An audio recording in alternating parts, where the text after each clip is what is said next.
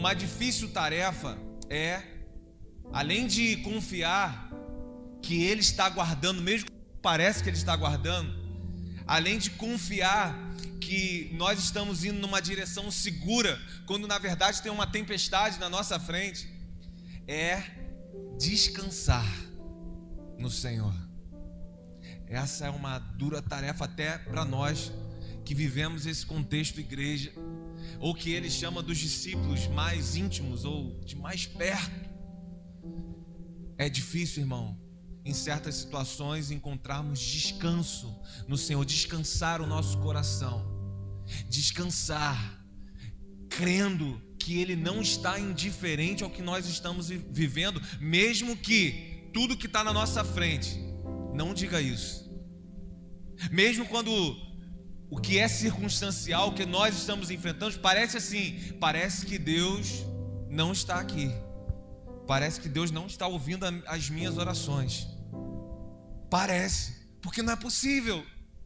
Nada muda, nada acontece, nenhuma porta se abre até que nós passamos esse vento e lá na frente nós compreendemos que o Senhor estava nos guardando em algumas situações de nós mesmos, para nós não nos perdermos, porque às vezes Ele permite sim que algumas coisas sejam arrancadas, para que o principal não seja a nossa aliança com Ele.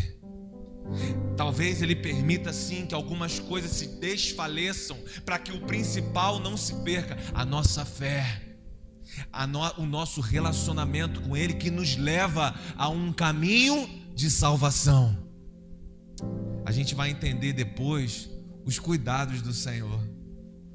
Quando nós ouvimos um não, quando nós passamos em situações que parece que naquela situação algo foi arrancado de nós, e o que a gente julga hoje, algo que deu errado, isso deu errado, isso é injusto, lá na frente a gente para o joelho e agradece. Obrigado, Senhor, pelo livramento. Eu não compreendi naquela época, mas hoje eu compreendo. Obrigado, Senhor, por naquela circunstância me puxar de volta para o Senhor, para os seus caminhos, para o caminho de salvação. Obrigado, Jesus. Ou é só comigo, irmão? Ou isso já aconteceu contigo também? É, assim. E esse salmo, ele vai retratar muito sobre a prosperidade do perverso, do homem mau, e a adversidade do justo. Algo que confundiu a mente de muitas gerações, anos e anos e anos. Por quê? Porque nessa época aqui, antes da vinda de Cristo, isso estava muito correlacionado, estava muito ligado, era muito mais evidente. Para eles era um problema sem solução. Por quê? Porque estava conectado à prosperidade de uma cidade, de uma nação, ou de alguém de forma individual, com o que Deus está avaliando, com o que Deus está respaldando, com a aliança dele, com o que Ele está fazendo. Mas em Cristo Jesus encontramos coisa muito melhor. Em Cristo Jesus temos voos muito mais altos do que isso, pertencentes à eternidade, ao último dia, ao grande último dia e julgamento de nossas ações, e principalmente, irmão, a profunda, segura e doce comunhão com o próprio Jesus, através do Espírito Santo que habita em mim e em você.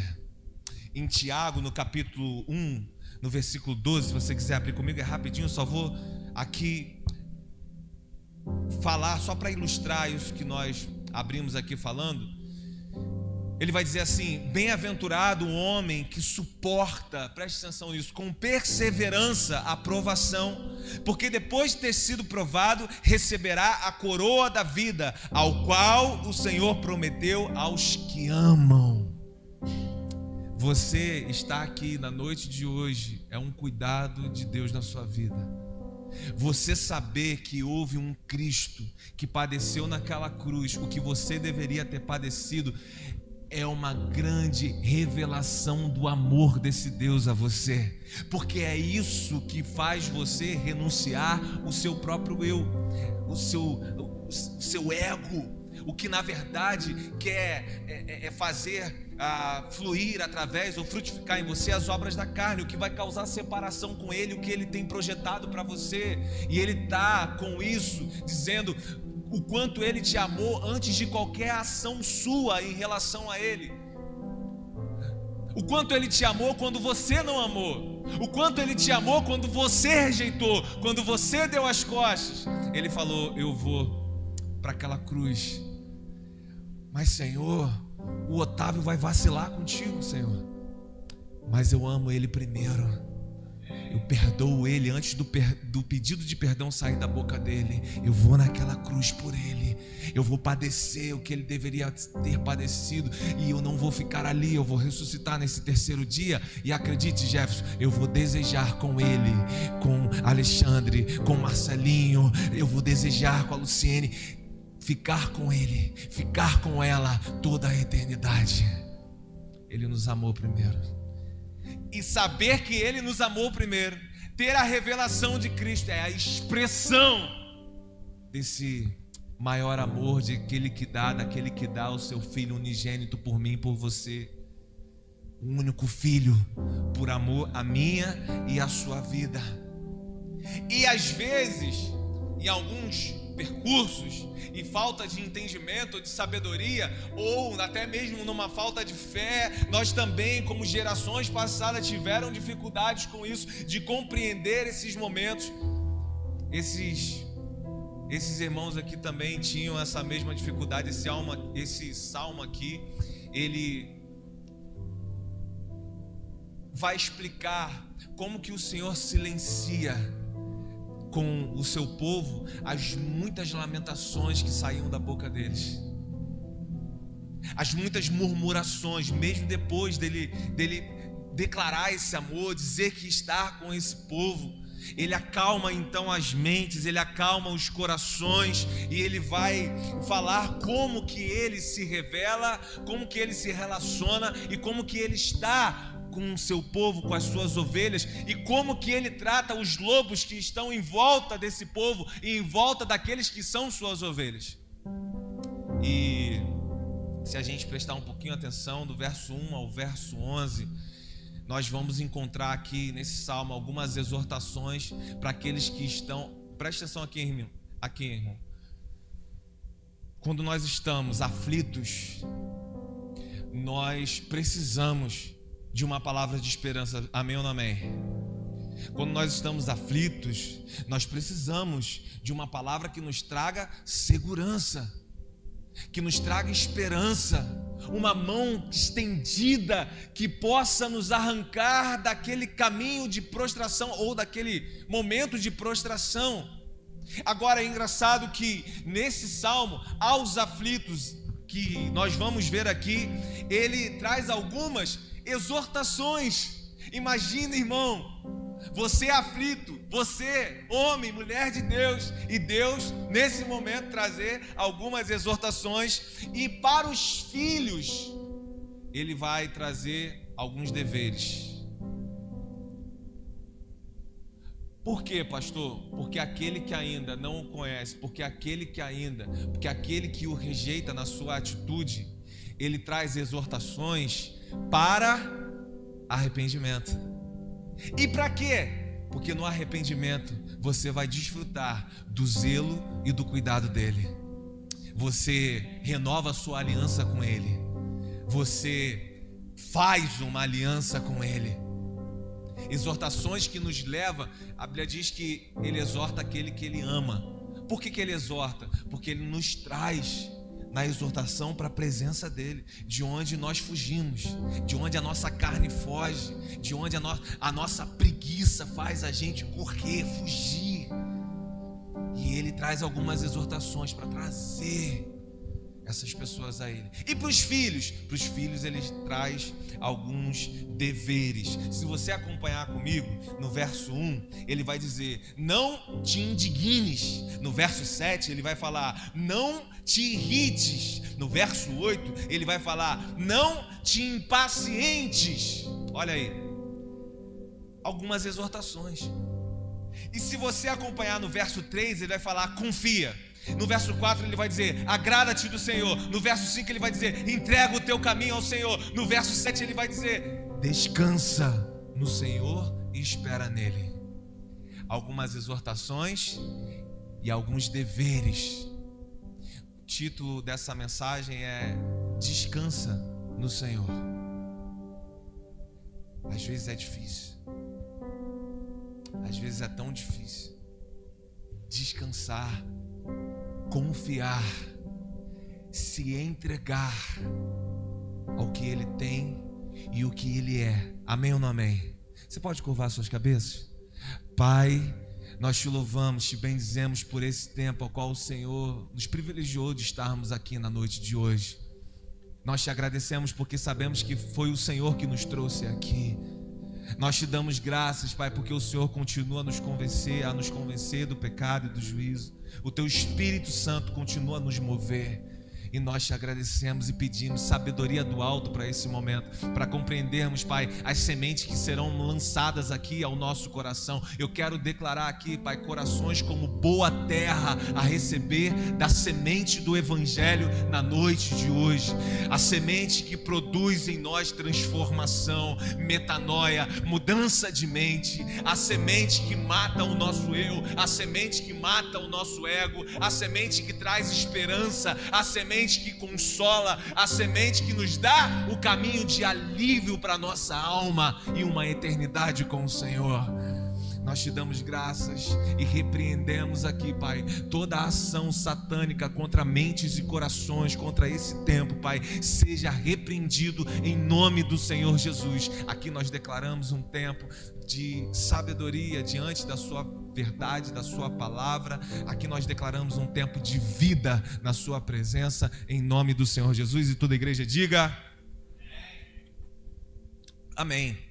Então a gente vai começar pelo não te indignes, logo no primeiro verso. Essa expressão aqui em hebraico, ela diz altithar, que não é só não te indignes, mas ele está falando não se inflame. Por quê, pastor? Porque eu e você, seguindo esse caminho, dentro desse contexto de fidelidade ao Senhor, às vezes nós nos inflamamos com a prosperidade do perverso. Às vezes nós nos inflamamos que nós estamos aqui, agora aconteceu aqui um momento de oferta, de entregar o meu dízimo na sua casa, e eu renuncio à minha carne, o meu próprio eu estou debaixo da sua palavra, eu estou andando conforme os seus princípios, a sua vontade, o seu desejo. Por que, Senhor, comigo? Porque eu passo dificuldade? Porque eu vivo a miséria desse momento dentro do meu lar, dentro da minha casa? Por quê? E aquele ímpio, aquele cara que não te honra, aquela pessoa que está lá e não segue os seus desígnios, por que ela prospera?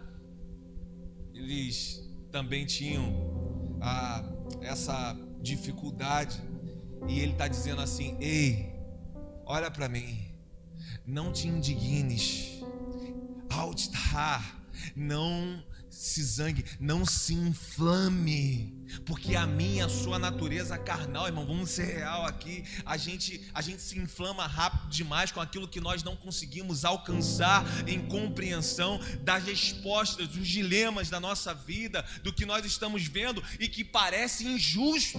Amém ou não amém? Parece injusto, porém esse mundo é injusto. Não há justiça nesse mundo. A justiça está no Senhor. Ele é a justiça. Sobre ele está esse cajado, sobre ele está esse machado que corta a árvore que não dá fruto, que no seu tempo determinado irá julgar todas as coisas, irá separar o trigo, o joio. Nele está a justiça. E ele está dizendo: não te indignes, não se inflame com o que você está vendo no momento e que parece injusto. Você também não é juiz sobre essas coisas. Apenas confie em mim. Apenas entregue o seu caminho a mim. Não te indignes, não se inflame. Vai me dizer que você não se inflama, irmão, ou já não se inflamou quando você vê políticos que roubam uma cidade inteira, um estado inteiro, um país inteiro, que distorcem a lei para ir contra até esses princípios aqui, e nada acontece? É preso 2 semanas e é solto, está com tudo novamente. E você, se você parar numa vaga de deficiente sem ver, você não viu porque a tinta estava ali, é capaz de chegar à mesma hora uma multa no seu vidro. Naquele dia que você estava mais apertado, não tinha condições de pagar. E você fala: por quê? Esse cara que roubou vários hospitais, esse cara que roubou merenda de escola, de criança, esse cara prospera, nada acontece. Como Asaf lá no Salmo 73, lembra? Quem lembra desse salmo aqui? Asaf está lá: em vão considerei os meus lábios puros, as minhas mãos inocentes. Em vão, Senhor. Se eu fizesse como esses ímpios aí, o Senhor já teria, até a minha 5ª geração teria sido condenada. Se fosse eu falar o que eles falam, se fosse eu fazer o que eles fazem, o Senhor já teria pesado a mão sobre mim.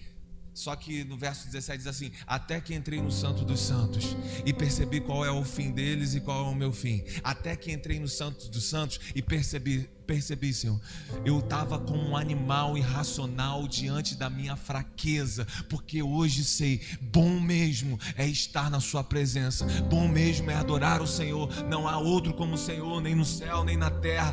Bom mesmo é ser fiel à sua palavra. Mas ele se indignou, sim ou não? Sim, como eu e você nos indignamos com o que a gente vê e parece injusto na hora. E pior, que não é só com aquele perverso que prospera, ou um exemplo que eu dei aqui. O pior é que a gente olha e fala: e eu? E eu que me mantive fiel? Aqui, essa situação, exatamente como Asaf falou, nessa situação, ele vai dizer: não te indignes, não te irrite, não te impaciente. Tá bom, Senhor, então o que é que eu faço? Bom, a resposta está lá no verso 7. Ele vai dizer: descansa no Senhor e espera nele. Não te irrites por causa do homem que prospera em seu caminho, por causa do que leva a cabo os seus maus desígnios. Ei, uma primeira resposta para você hoje: descansa no Senhor. Isso aqui pode ser traduzido por aquieta-te no Senhor.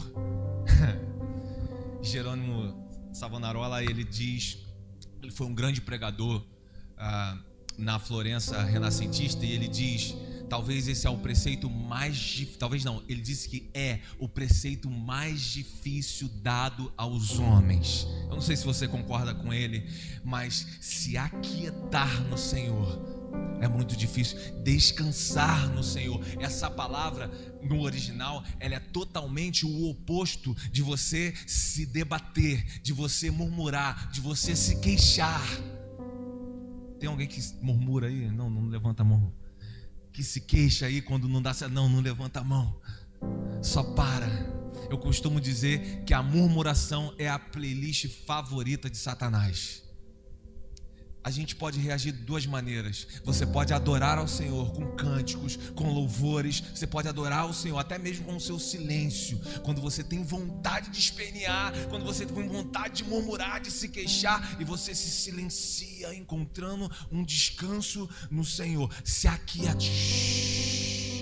aquieta no Senhor. Isso já é uma adoração.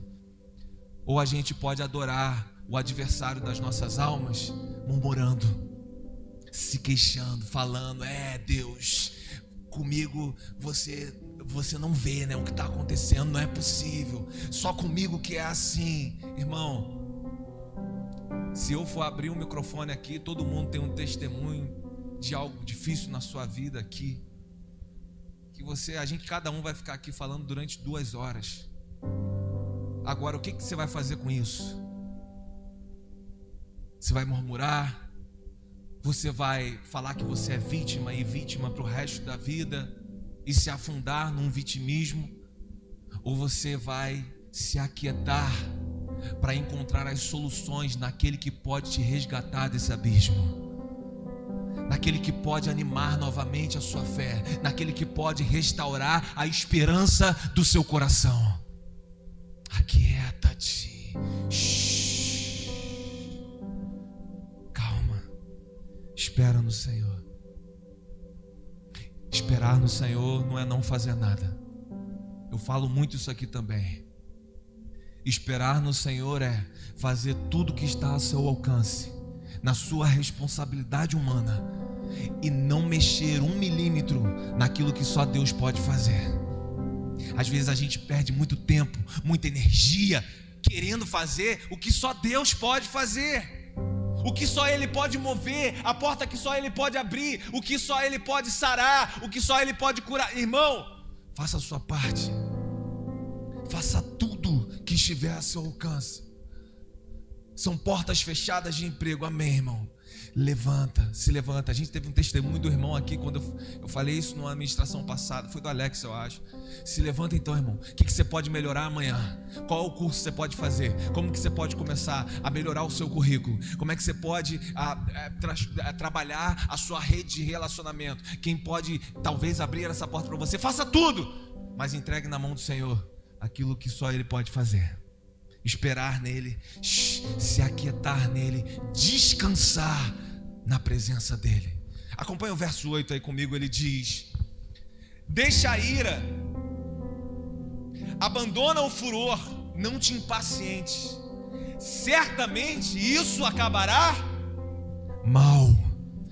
A impaciência, a indignação, ela pode nos levar ao mesmo abismo que o ímpio.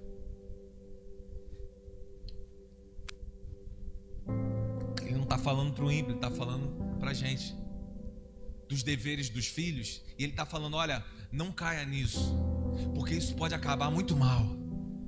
Você pode se perder.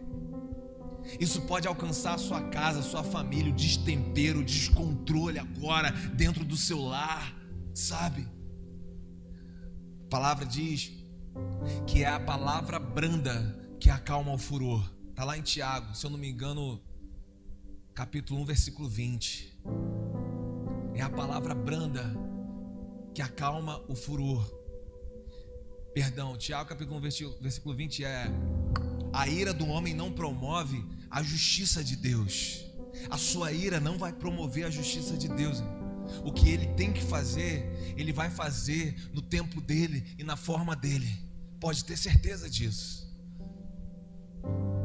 E às vezes nós nos enfurecemos, perdemos a paciência, nos irritamos, nos indignamos e viramos um instrumento disso.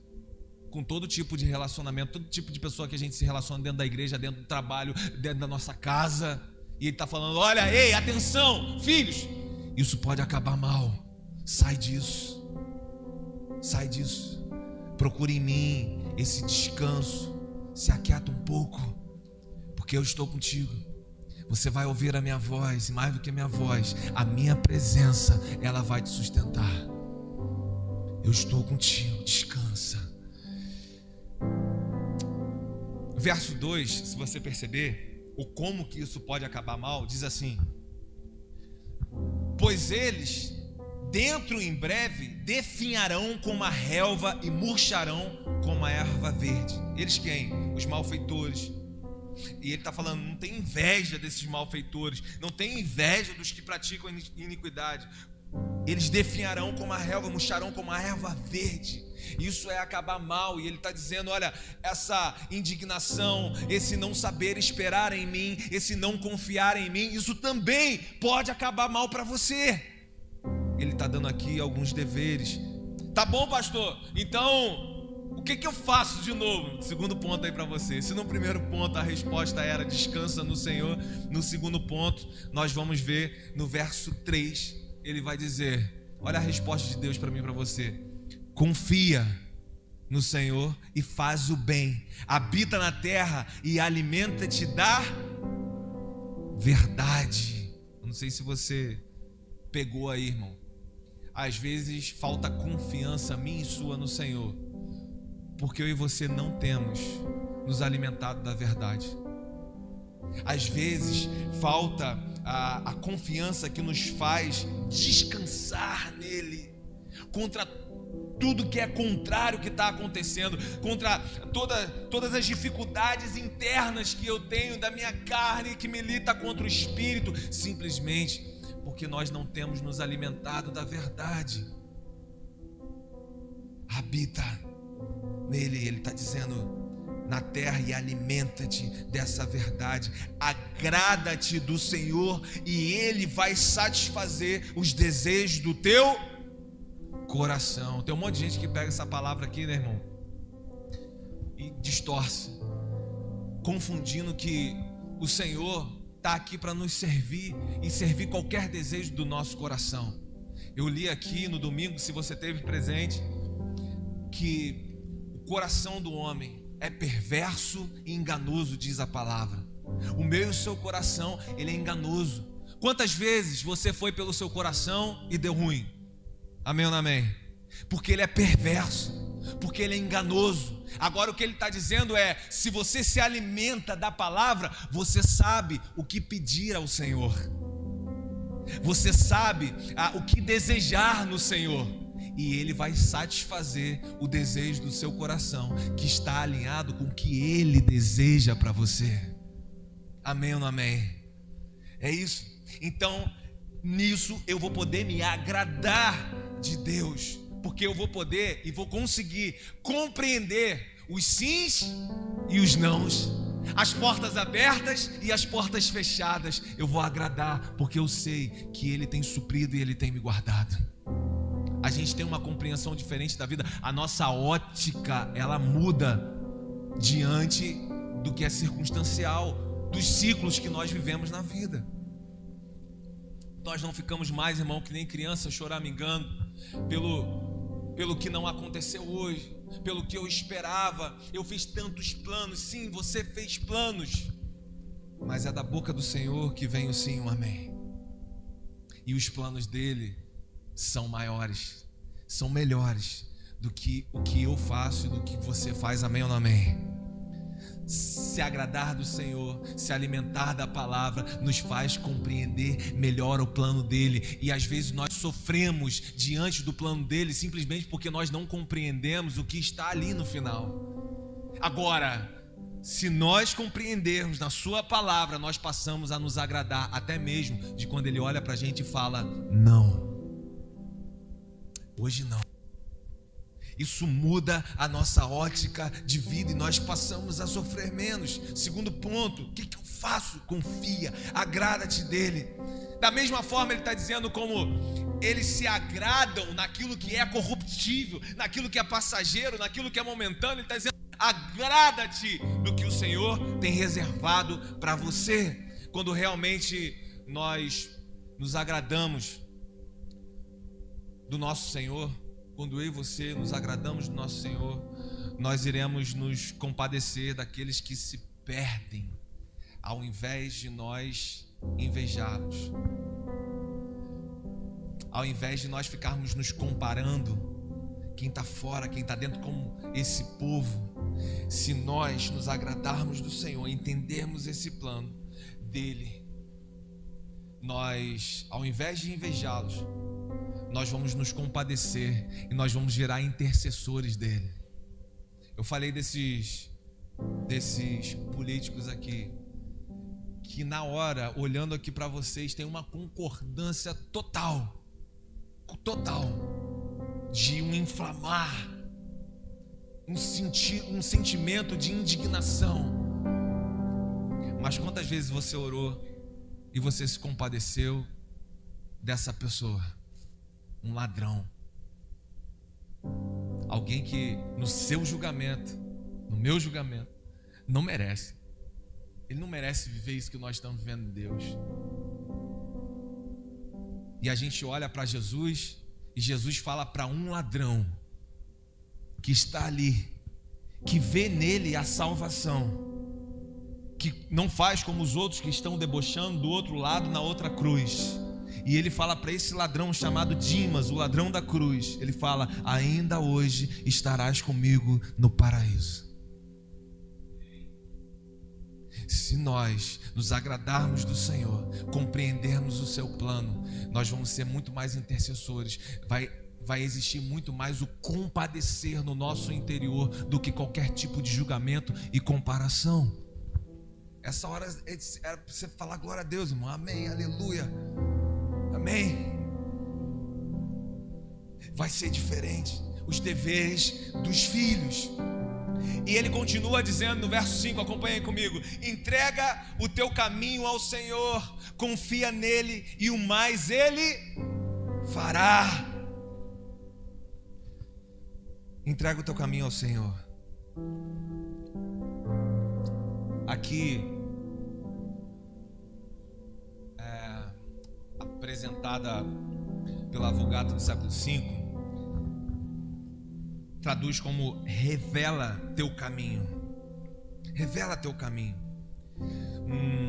Um arcebispo do Mediolano chamado Ambrósio, era lá na moderna Milão. Ele era muito influente, era alguém que na sua pregação, né, tinha grande influência, e ele compreendia esse termo aqui de entrega o teu caminho, revela o teu caminho, como algo de nós revelarmos as intenções do nosso coração futura e as nossas falhas e os nossos pecados. Entrega o teu caminho ao Senhor, ou seja, revela as tuas falhas a Ele, revela o teu pecado a Ele, revela a intenção do seu coração com Ele, revela a intenção do seu coração num caminho futuro com o que Ele projeta para você e o que você está projetando. Revela o teu caminho, entrega esse caminho.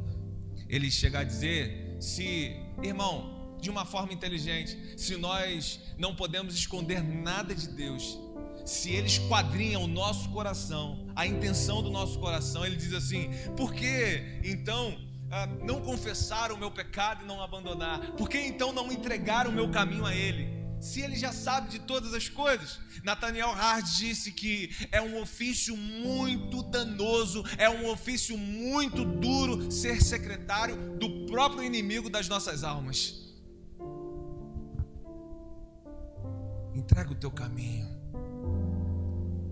confia que Ele pode fazer o que você não pode fazer, revela de verdade as intenções do seu coração. Revela as suas falhas, confessa as suas falhas, revele os seus erros, aqueles que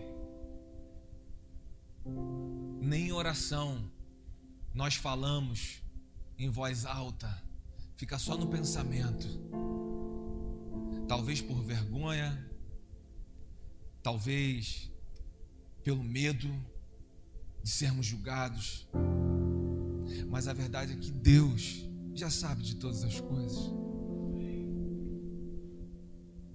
A verdade é que Ele nos espreme exatamente para que nós chegamos ao ponto de dizer: Senhor, eu entrego o meu caminho confiando que o mais é o Senhor que vai fazer.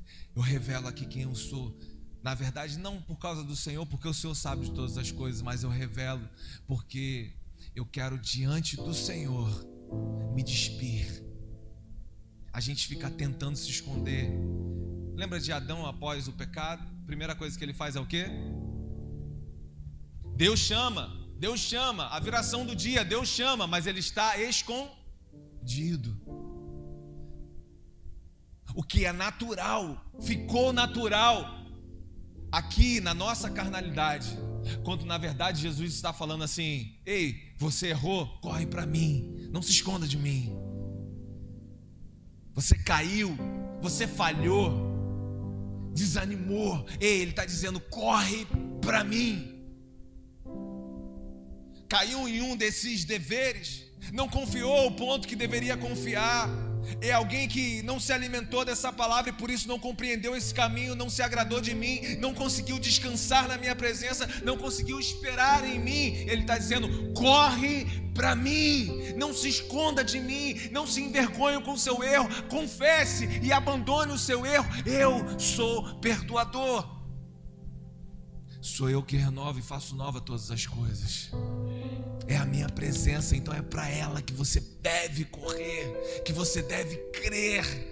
Ainda que você não esteja vendo, ainda que você não esteja compreendendo como será esse reerguer, como será esse levantar, como será esse novo amanhecer, Ele está dizendo: corre para mim, para minha presença, se alimente de mim, se alimente da minha palavra. Sou eu que vou te colocar de pé, sou eu que vou dispensar vida abundante em você. Sou eu. Enquanto isso, o adversário das nossas almas. Por isso que o Nathaniel Hard, ele fala: é um ofício muito duro, muito danoso ser secretário de Satanás, porque é isso que nós viramos quando nós não encontramos descanso, não corremos para Ele diante de uma falha, diante de um erro, diante de um momento ruim, em que a gente fica se comparando com os outros, se comparando com quem parece estar voando espiritualmente, se comparando com aquele perverso que prospera e não está nesse caminho. Comparações. Ei, Jesus não usou comparações assim, irmão. Quando ele foi falar alguma coisa sobre isso, quando ele foi para comparar, ele falou: observe as aves, elas voam. Observe os lírios do campo, não tecem, mas se vestem, nem Salomão se vestiu como um deles. Os pássaros que estão lá no alto ninho, eles compram comida? Não. E eu estou ali guardando, não andeis ansiosos, porque sou eu que vou prover na vida de vocês. Ele faz uma comparação, irmão, não é com gente, com o que está na natureza, com pássaros, E a gente tem essa mania de comparações. E é por isso que em muitas vezes nós não confessamos. É por isso que muitas vezes nós não vamos diante dele, nós não despimos daquilo que precisa ser despido, ou seja, no nosso quarto em secreto, ou seja, em público na igreja. Por causa disso, as comparações estão vivas dentro da gente. O que vão pensar de mim? O que vão achar de mim?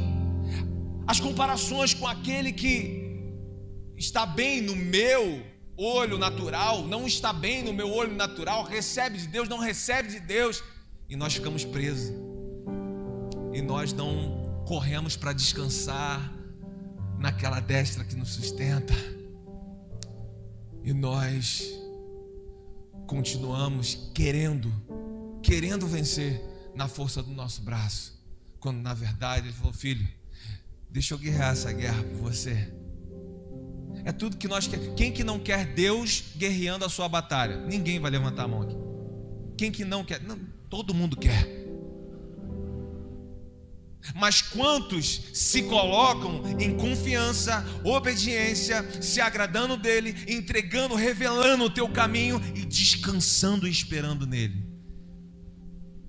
Quantos têm a paciência de compreender a vontade e o tempo de Deus para que algumas coisas aconteçam na sua vida? Quantos continuam intactos? Aquieta-te, quietinho, deixando Ele fazer o que Ele tem que fazer, o que é para Ele fazer. Confia nele e o mais Ele fará. Deixa eu dizer uma coisa para você, olha aqui para mim.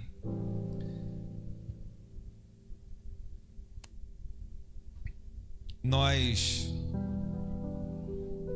podemos não, nós devemos preparar a terra, nós devemos semear a palavra, semear o evangelho, semear esses princípios na nossa casa, na nossa família, construir a nossa vida sobre a rocha forte, Cristo Jesus. Nós devemos preparar a terra, semear, plantar. Aqui no hoje, nós prepararmos o que vai ser a nossa herança no amanhã. Sim, nós devemos fazer isso. É parte da nossa responsabilidade. É isso que nos cabe. Mas olha só aqui para mim, olhe bem aqui para mim, irmão. Porém, você não consegue mover as nuvens do céu. Você não consegue fazer com que o sol saia num determinado tempo. Você não consegue fazer com que a chuva caia num determinado tempo, porque só Deus pode dar chuva no tempo certo à nossa terra. Só Ele pode produzir isso, só Ele pode prosperar essa parte. A outra, responsabilidade minha e sua. Nós estamos lavrando o campo. Nós estamos todo dia em renúncia. O que é lavrar o campo, pastor? Todo dia em renúncia, o nosso próprio eu. Nós estamos lavrando, nós estamos confiando, nós estamos descansando. E quando nós estamos descansando nele, nós estamos lutando contra a nossa carne. Que às vezes a gente quer pegar aquela pessoa e enfiar Jesus goela abaixo dela. Às vezes a gente quer pegar aquela pessoa e dizer assim: ei, não é possível que você não enxergue o seu ministério. Não é possível que você não enxergue o que Deus tem na sua vida. Não é possível que você não enxergue esse caminho de salvação. Aí Deus, calma, calma, aquieta-te, calma. Dê um bom testemunho. Seja o exemplo na sua casa. E o mais, eu vou fazer. Mas para isso, nós temos que matar a nossa carne, dizendo: tá bom, Senhor, eu vou aceitar o seu tempo. Eu vou entrar dentro do seu tempo, ainda que isso doa em mim.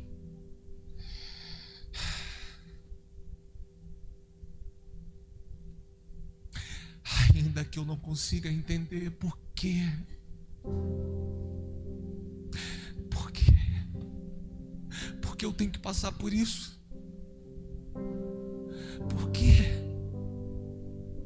Por que eu não posso ver essa semente que eu já plantei lá atrás florescer hoje?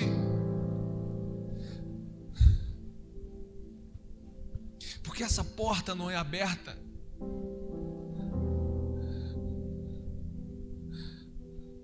Porque essa pessoa tão querida se perdeu.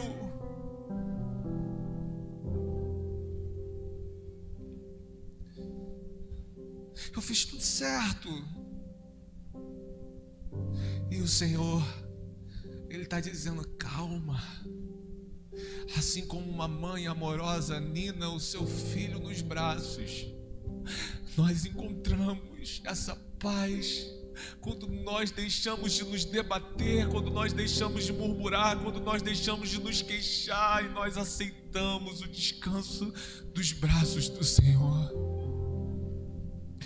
E nós falamos: tá bom, Pai, faça no seu tempo, seja a sua vontade, assim na terra como nos céus. Você pode se levantar?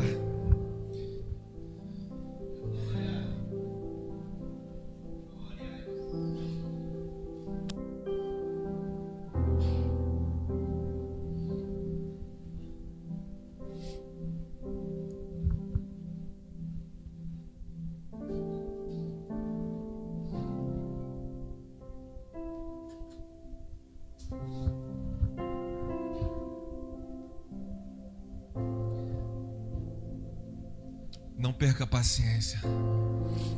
Continue crendo.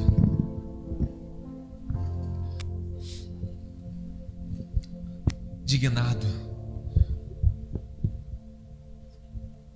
com o que parece ser injusto.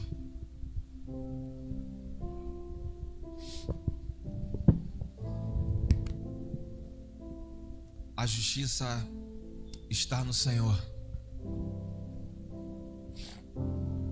A sua ira não vai promover a justiça que está nele. Agora,